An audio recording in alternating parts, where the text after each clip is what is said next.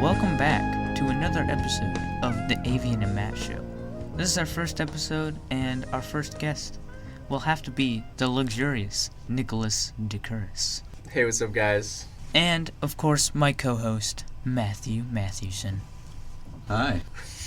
So, tonight we're going to be talking about a couple of good things, some annoying video game practices, things that video game companies do that is not very nice, not very annoying anyway, and also our favorite games. We are also sponsored tonight by Dollar Shave Club and Gunner Gaming Glasses. We'll get to them later. Now, our first topic tonight is annoying video game practices. We're going to start out with loot crates and microtransactions. Well, honestly, loot crates are the bane of my existence. I love when you're trying to play some Overwatch with the boys, and then there's an event where you want some skins, and then you never get them, but then you gotta pay $20, and you still don't get them. And microtransactions are bogus, because you don't need them at all. They're just there to get more money. It's bogus. Yeah, especially when you pay $60 for the game outright. And then they want to charge you some more to get upgrades. Well, I mean, in Overwatch, they're not pay to win. They're just cosmetic. Does that make it any better? It does not, because they still allow you to pay for it when in the game they don't give you enough chances to get loot crates, so you're almost forced to pay to get what you want in the game. At least it's not pay to win, though. Yeah, that's true, but you know, you're cool if you have the cool skins. That's true. Yeah, you're practically paying to win because cool skins are cool. So, microtransactions, $60 games, they just don't work together. And Bogus. Bogus, yes. Our next thing is PS Plus and Xbox Live Gold. Having to pay $60 for online functions when you've already paid for a $60 game. Matt, it sounds like you have something to say about this. What would you like to say? Is it PC you don't gotta pay for? Yes, on Steam. So, for example, on Xbox, PS Plus is a little bit better than Xbox Gold because on Xbox, even to play something like Fortnite Battle Royale, which is free, Matt, and it's still, yeah, but it's free to download to play, and you still have to buy the $60 thing on Xbox to access the online features, while on Steam, features like party chat and online like gaming is completely free. Same thing with PlayStation, which you also have to pay. But the thing with PlayStation is that it's way better than Xbox, because on PlayStation, you can still talk to people without PlayStation Plus. You can use like YouTube, Netflix, and stuff, and you can also play games online with that are free. But I know now Xbox allows you to use those, but originally when I used to play Xbox, you needed Xbox Live to do anything that needed the internet. Yeah. And you just couldn't do anything. And on PlayStation, you could still buy games without internet and stuff. Yeah.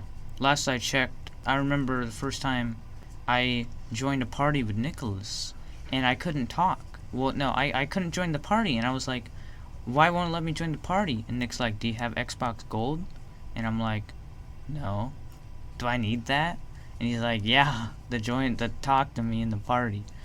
And so, but yeah, on PlayStation, free games like Fortnite, you don't need the $60 or the whatever. You don't need the membership to have the free online experience, while on Xbox, I'm not sure, they may have changed this. Yeah, I think they did, but also the thing on PlayStation is that the only thing PS Plus really does is it lets you play online for paid games, and you get discounts on certain games in the store. Yeah, that's another thing with like Xbox and PS Plus, is you get game discounts and free games every month, which is nice, but you wouldn't pay $60 a year just for game discounts, when on, Steam, it's absolutely free.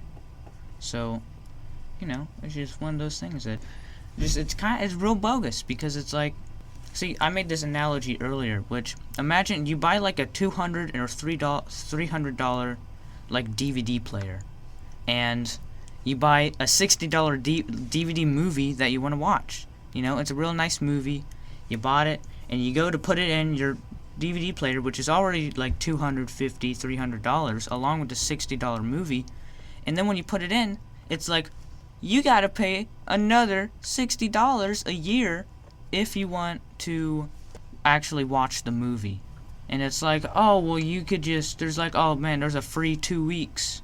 And it's like, yeah, but this doesn't work with the movie, but like, are you gonna really play a game for 2 weeks and then just be like, no, I'm done? So, anyway, our next topic, console exclusives and early access, like Call of Duty having a beta for PlayStation or something like a week early or something like that, you know? Something like that. They have something with Activision. Well, yeah, that's why, but I mean, how do you feel about it? Nicholas, how do you feel? Well, personally, in my opinion, I'm fine with it because Yeah, I switched to PlayStation, and all of the good exclusives are on PlayStation. Yes, The Xbox exclusive I didn't really like that's true. at all, and all of them that come out are like, but PlayStation had all the good ones, They so still- now I can get them yeah. now. And I do have the early access also with certain games, Mhm. but that doesn't really affect me because I don't play those games, but I have all the exclusives. And I can understand the way they do it. It's because Sony has deals with all these companies, and it's to help promote their console. Yeah. And it's like all games can't always be on the Xbox, and it takes more time to develop them for other Mhm. platforms. And if you could just have the team for the PlayStation stuff, then it's just going to be easier to make exclusive. For Yeah. it. I mean, I don't like it because it's one of those things where it just feels unfair, because it's like, you know, just because you buy one console doesn't mean you should be cut off from certain games. Like, you know, that Spider-Man game was really cool. And I have both a PlayStation and an Xbox. So, I mean, like, I haven't bought the Spider-Man game yet, but I will. And it looks really good, but it's like, you know, people on Xbox and PC can't do it because it's exclusive to PlayStation only.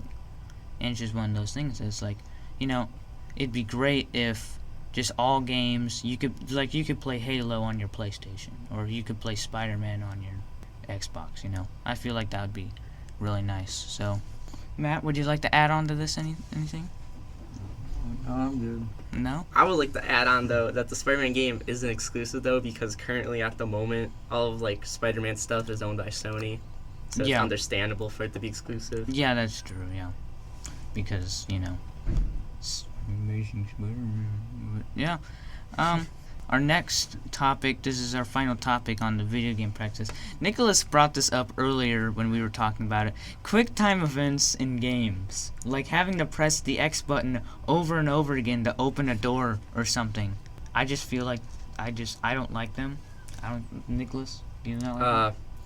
I think it depends on what situation they're in. Like, if you throw them in a cutscene to add some, like, more, like, in-depth use of them and, like, feel like you're actually interacting in the cutscene, that's good because then you get, like, more involvement instead of just watching a cutscene. But when they make you randomly press a button to, like, open a door, Yeah. that's dumb. But, like, also then again, if they do it for, like, getting out of an enemy's hold or something, that's fine Yeah. too. But I just hate it when they use them unnecessarily. Yeah, there's some situations, like, for example, in Batman Arkham games, when you are in a vent, you know, and you, Yeah. like, open the vent cover, you have to press X for him to, like, kick it open. Yeah. And when you do it, it makes you feel like you're like, yeah.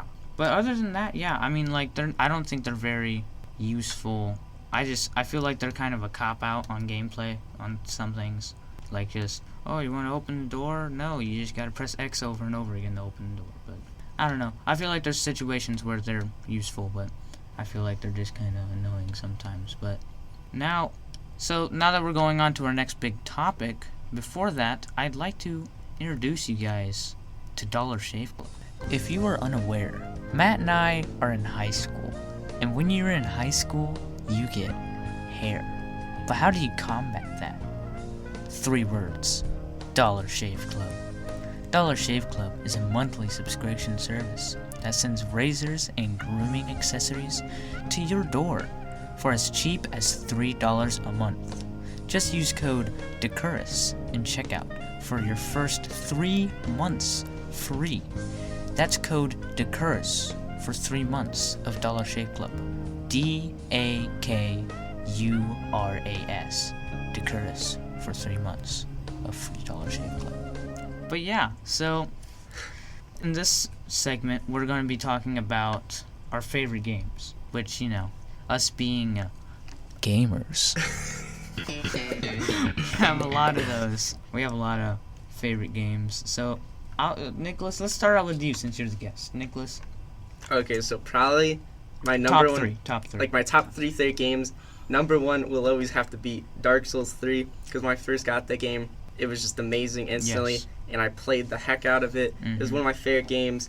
It involved so many elements of games I love, like role-playing elements. The difficulty was like excellent because I love really hard games, and there was so much customization and thought put into this game and the story around it. And the beauty, just the And graphics. the graphics were amazing in it compared Yeah. to the previous ones. So it's one of my favorite games of all time.